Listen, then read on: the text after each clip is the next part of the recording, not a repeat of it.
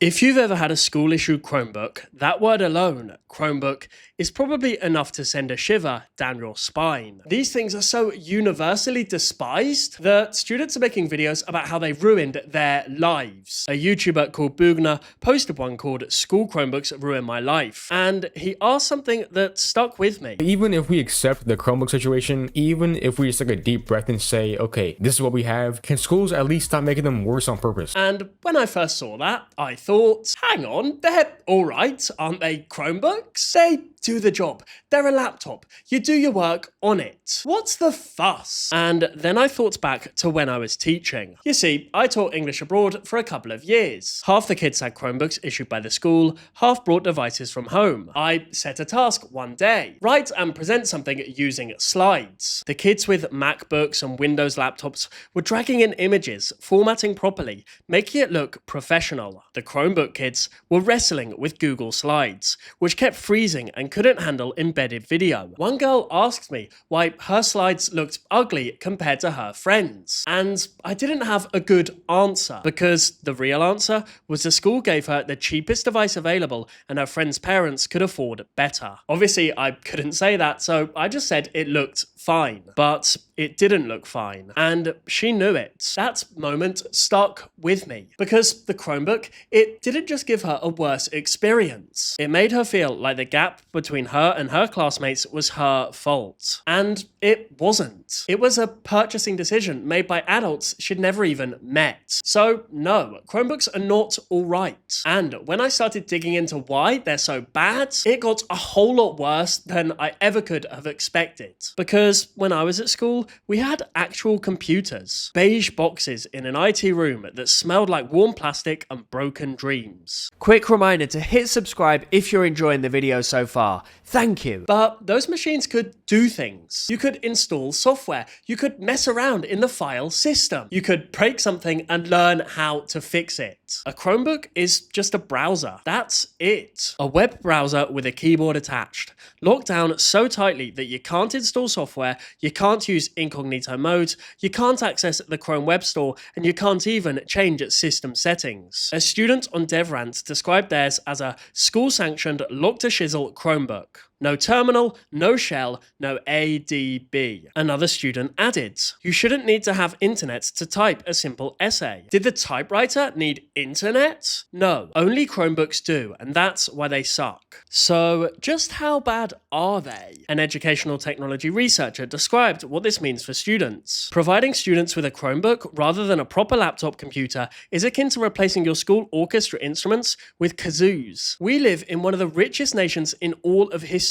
We can afford a cello and a multimedia capable computer for every child. But we don't give them cellos. We give them kazoos, because kazoos are cheaper, and nobody cares what a kazoo sounds like as long as the budget works. A student at Pella High School wrote in the school paper, after a miserable 5 years of using Chromebooks, I am of the opinion that the high school needs to be rid of them. Rocking a low-end processor from 2016 and only 4 gigs of RAM, the Chromebook 500E is slow and struggles to do the very thing it is named after, running Chrome. The same student benchmarked their processor against the M1 in their teacher's MacBook, and it was 859% slower. So teachers get MacBooks and students get this. Another student who worked in his school's tech repair shed said, I don't like them. They're about 3 to 4 years old. I don't think they were ever meant to last this long. And he's right. Google gives these devices a built-in death date, after which they can't even access secure websites. So your school gives you a device with an expiry date, like a carton of milk. Except the milk costs 200 quid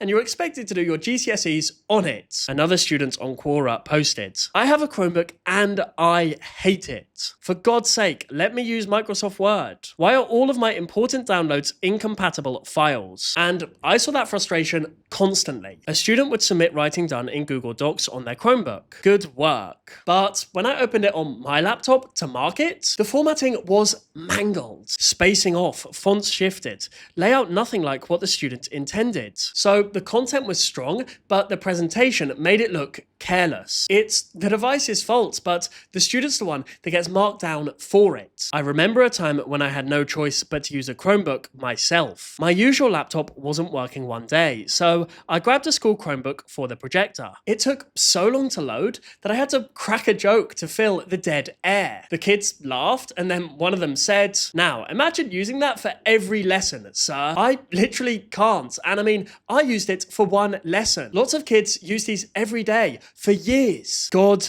bless them. Indeed, one student captured the productivity gap perfectly. Why should I spend 25 minutes working on something using my Chromebook when I could spend 10 to 15 minutes on my personal computer? I remember a kid in my class once asked if he could use his phone instead, because his phone was faster than a Chromebook. I had to say no because of policy, but he was absolutely right. I was enforcing a rule that actively made his learning worse. I used to tell myself Chromebooks leveled the playing field, but they didn't. They just handed everyone a pitch and handed half of them boots with no studs. So, if everyone hates them, students, teachers, even the IT staff managing them, then why do schools keep buying them? Well, Google's own support page answers that. Your administrator can set up or restrict certain features, install apps, monitor activity, and control how you use your Chromebook. Yes, schools buy Chromebooks because of the limitations. The restrictions, they're the selling point. It's an IT prison just with a Google logo on it. And we also need to talk about costs, because that's another reason schools love them. A high school student who looked up how much his Chromebook was worth posted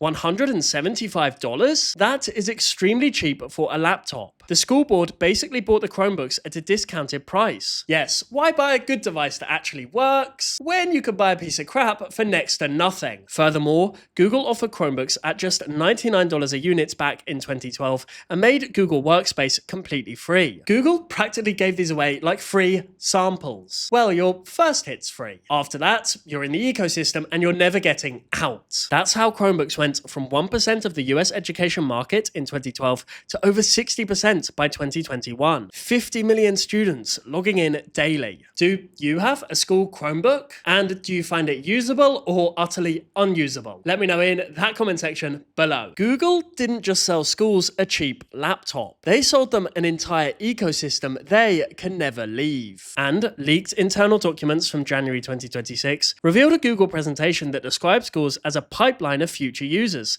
and said getting children into the ecosystem will build loyalty potentially for life. Yes, by making Chromebooks so cheap, Google are certainly playing the long game. As this cognitive neuroscientist put it, these companies speak about learning, but to them, learning is just the cover they're using for how do we get customers now and how do we keep them for life. So it's cheap, it's rubbish, and the company that made it sees your school as a customer pipeline. But it gets worse, because Chromebooks are watching you, and the surveillance on top will make George Orwell himself go queasy. I've already explored how GoGuardian is installed on most of these devices, monitoring 27 million students across 11,500 schools. So your teacher can see your screen in real time, close your tabs, and view your browsing history, even the deleted stuff. The EFF's advice: consider any school-issued device a spying tool. As this student put it, my teacher even projects everyone's screens on the board. Like privacy invasion much? And it's this kind of thing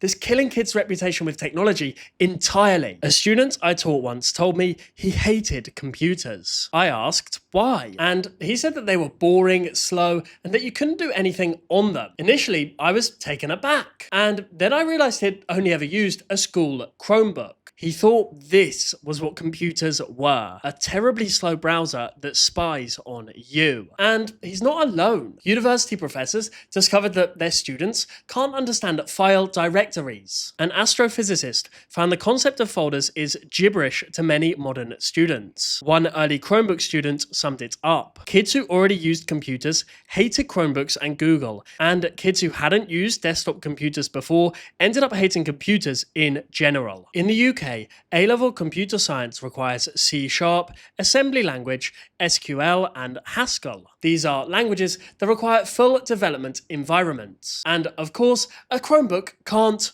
run them. As this college tells students, we recommend not getting a Chromebook as these don't run all the software you need. So, the device that schools give you to prepare for the digital world actively stops you studying computer science, as Bugner put it in his video. Education is supposed to prepare students for the real world. And in the real world, nobody is handing you a Chromebook and telling you this is the tool you're going to use to accomplish things. And Chromebooks can not only barely run anything, they're also filtered to the point that they're practically unusable anyway. A student called Austin wrote on Trustpilot, "My school blocked searching is one a prime number. I think that speaks for itself on how teachers abuse this program." A sophomore student found that searching fattoush, a Middle Eastern salad, was blocked by the school filter. So you can't search for maths and you can't search for food. And God forbid you search up Aztecs. As this student wrote, "Was given an F in my participation grade after my school's computer peeper flagged me for searching up study materials for Aztec rituals. Mind you,